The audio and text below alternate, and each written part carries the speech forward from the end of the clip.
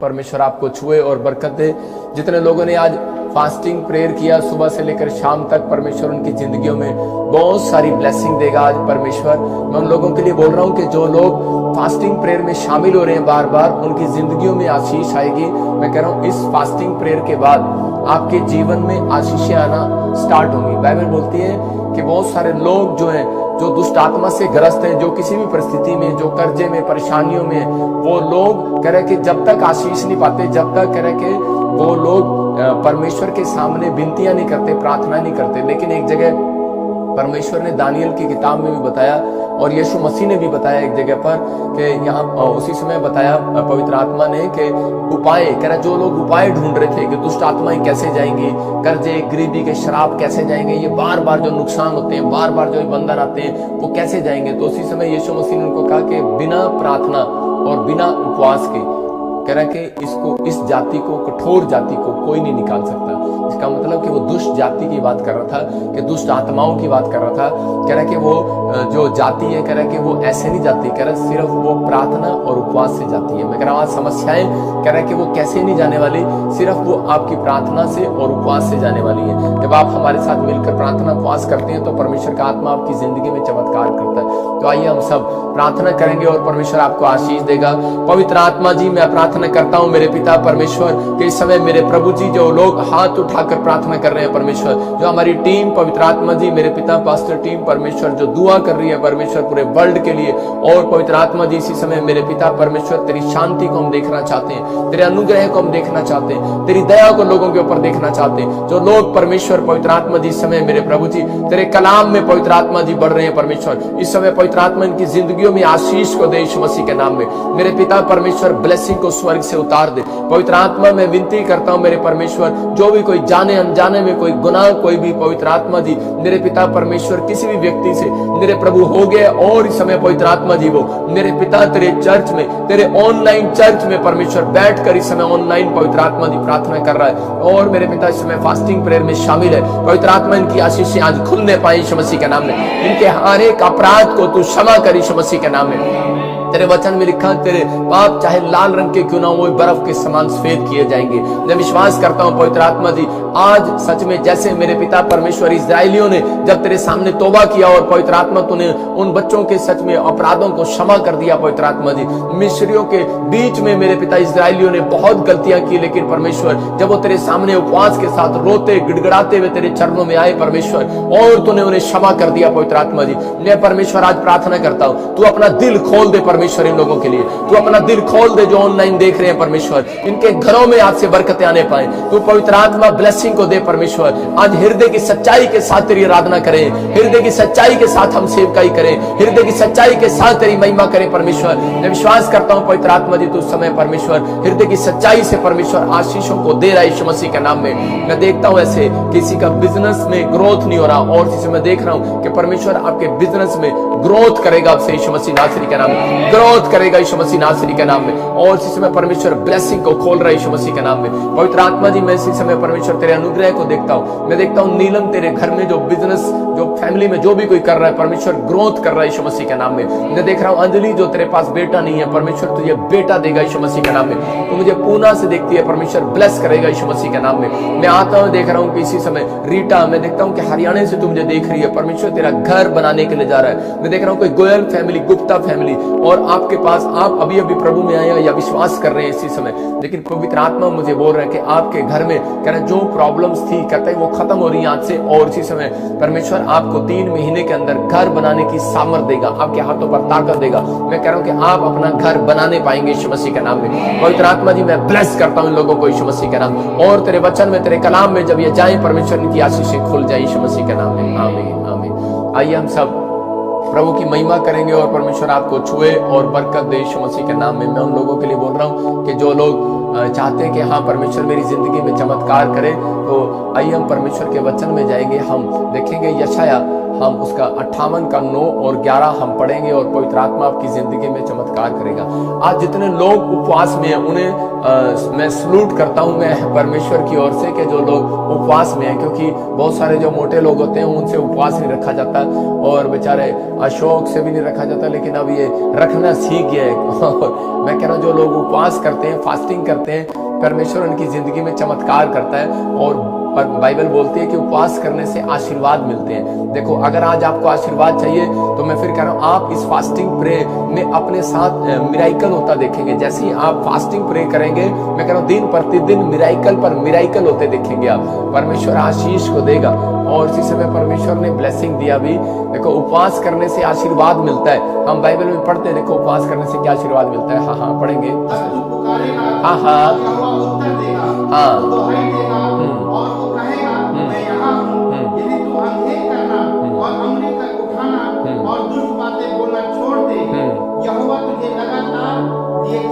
अकाल के समय तुझे तृप्त और तेरी हड्डियों को भरी भरी करेगा और तू सींची हुई बारी और ऐसे सोते के समान होगा जिसका जल कभी नहीं सूखता। बोलो हालेलुया।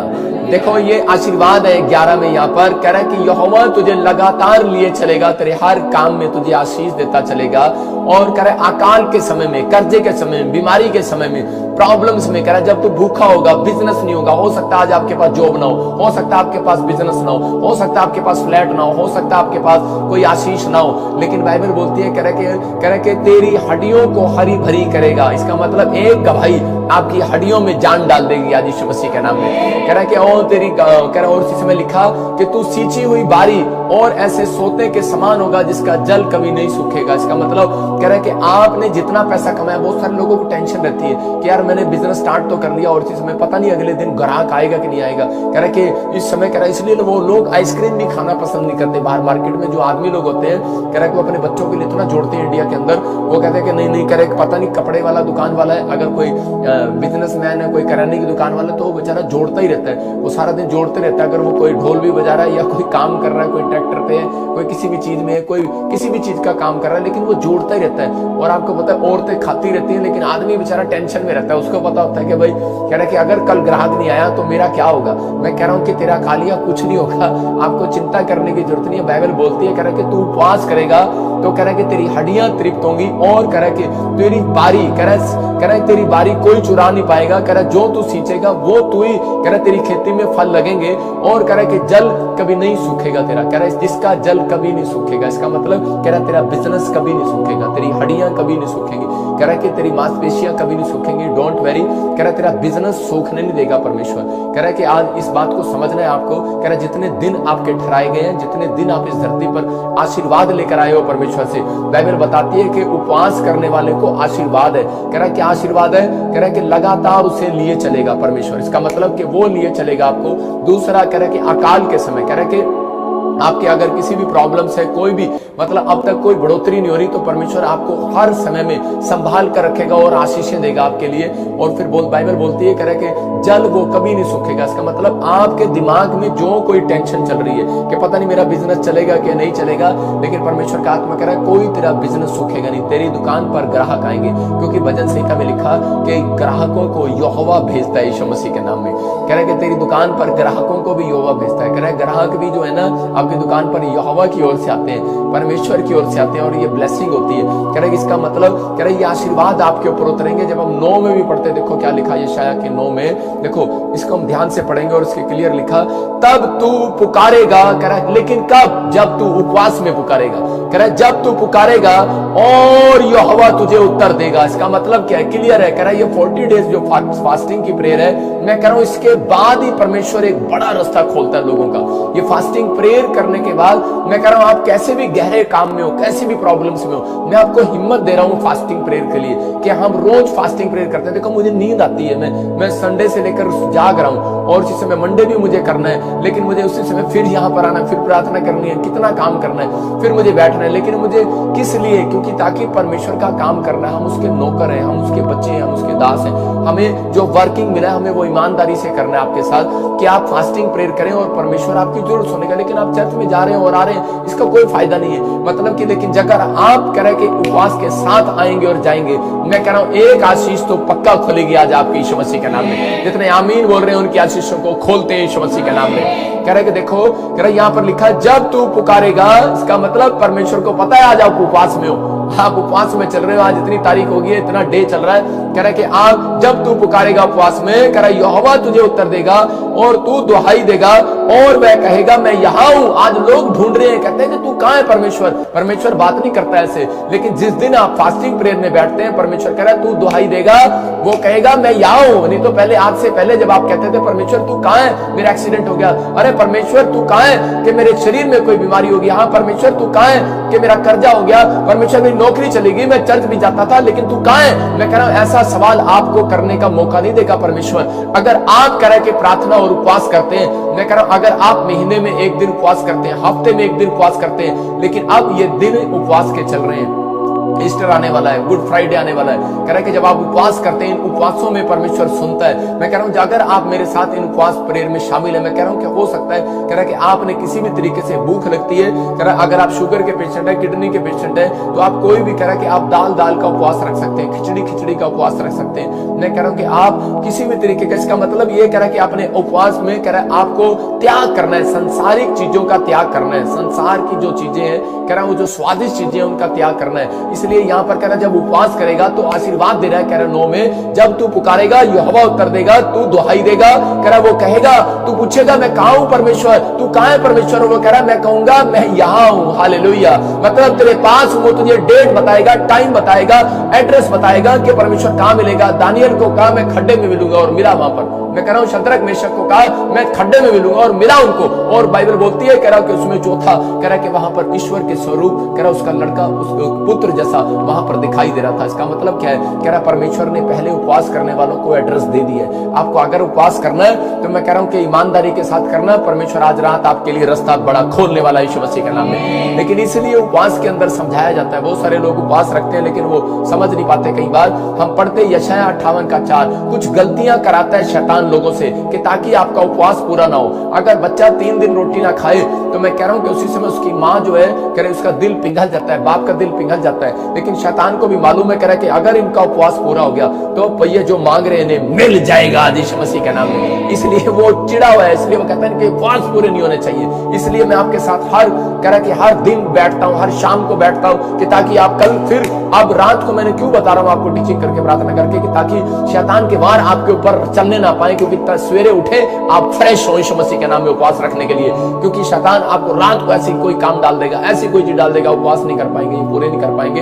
लेकिन इस समय मैं इसलिए आपके साथ बैठा हूं कि ताकि आप 40 डेज जब उपवास करें तो पूरे वर्ल्ड में आपके घर में आशीष में आप सबसे पहले आपके घर आए यीशु मसीह के नाम में, आपकी ब्लेसिंग आई यीशु मसीह के नाम में। तो हम यहाँ पर देखते कर कि किस तरीके से कुछ गलतियां कराता और इस गलतियों में आपको सावधान रहना है। हाँ, देखो लिखा, सुनो तुम्हारे उपवास का फल यह होता है कि तुम आपस में लड़ते और झगड़ते और दुष्टता से घूसे मारते हो एक दूसरे को। जैसा उपवास तुम आजकल रखते हो, कह रहा उससे तुम्हारी प्रार्थनाएं ऊपर नहीं जाती। इसका मतलब क्या है, कह रहा आपने उपवास किया और उपवास में आप ज्यादातर पत्नी के साथ गुस्सा कर रहे हो, बच्चों के साथ गुस्सा कर रहे हो, छोटी छोटी बात में किसी के साथ गुस्सा कर रहे हो। हाँ, आपको आ रहा है गुस्सा, मैं कह रहा हूं कि ठीक है, आत्मिक बातों पर अगर गुस्सा आ रहा है वो बात अलग है कि प्रार्थना करने के लिए आप बोल रहे हैं, आपकी पत्नी आपके बच्चे प्रार्थना नहीं कर रहे, लेकिन आप गुस्सा आ रहा है, लेकिन वो एक आत्मिक बातें हैं। लेकिन अगर आपको बार बार मैं कह रहा हूं कि अगर आपको एक सांस में, पहले जब मैं प्रभु में नहीं था, एक सांस में मैं 500 गालियां देता था, लोगों को 50-50 गालियां देता था। लेकिन जब मेरे साथ ऐसे लोग जुड़ गए कि मैं वो जब मुझे टोकते थे बार बार जब मैं गाली देता था, तो उसी समय वो बोलते थे क्या कर रहा है यार।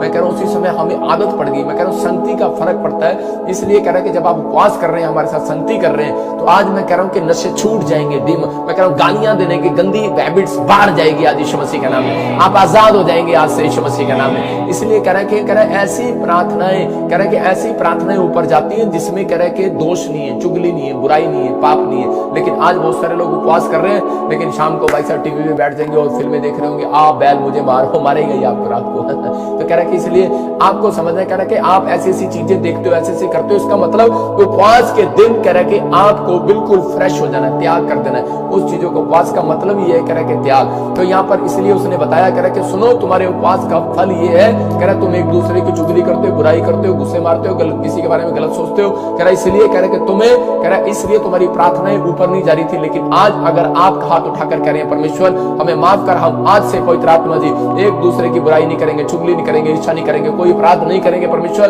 तुम्हारे अंदर शक्ति दे।